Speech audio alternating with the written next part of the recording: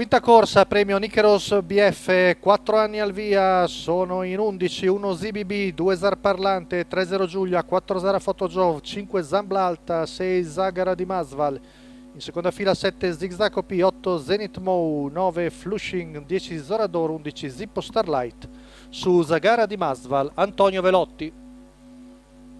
Stacco della macchina, veloci, Zarparlante, 0 Giulia e Zambla Alta. Zarparlante in vantaggio su ZBB, cerca di accodarci secondo ma non c'è, a fine rompe il numero 3 di 0 Giulia, quindi in vantaggio Zarparlante. Numero 3 0 Giulia squalificato. ZBB. Terzo vediamo Zenith Mow davanti a Zara Foto Jov. Se la fa davanti il figlio di Ghibellino con Giorgio Cassani e arriva il paletto dei 400 metri in 29,4. Sempre ZBB, secondo alla corda, davanti a Zenith Mow e Zara Foto Jov. All'esterno vediamo Zambla Alta che sta per essere scavalcata da Zigzag OP. Tanto avanza al largo anche Zorador. 600 in 45,7, siamo al passaggio davanti alle tribune col Zigzag OP che avanza al largo e ora affianca ZBB in seconda posizione alla corda, mentre prova la terza ruota anche Zorador.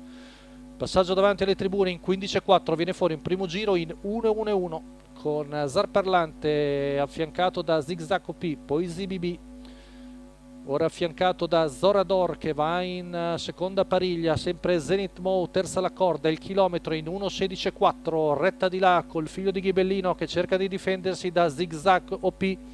Sempre ZBB secondo alla corda affiancato da Zorador, ha preso la via del largo anche Zara Fotojov, poi vediamo Flushing, retta di là passata in 15 secco con Antonio Di Nardo che accentua la sua pressione su Zarparlante che sta rispondendo ancora bene.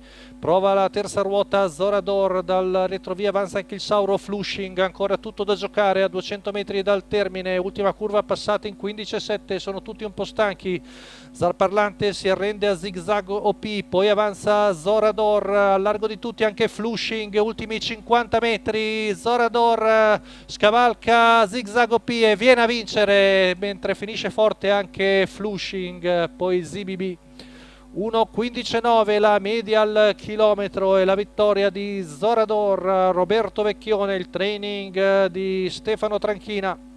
Per la scuderia Vincenzius, il figlio di Painchip, ha seguito l'attaccante Zigzag OP e poi con spunti in terza ruota l'ha battuto controllando il finale del rientrante Flushing che corre molto bene. Vediamo se è riuscito a fare il secondo oppure no, perché i due sono molto vicini. La vittoria senza ombra di dubbio per allievo di Gaspare e Stefano Tranchina, mentre Flushing sì è secondo, stampa Zigzag OP, quarto ZBB davanti a Zarparlante. La quota per Zorador 1,93.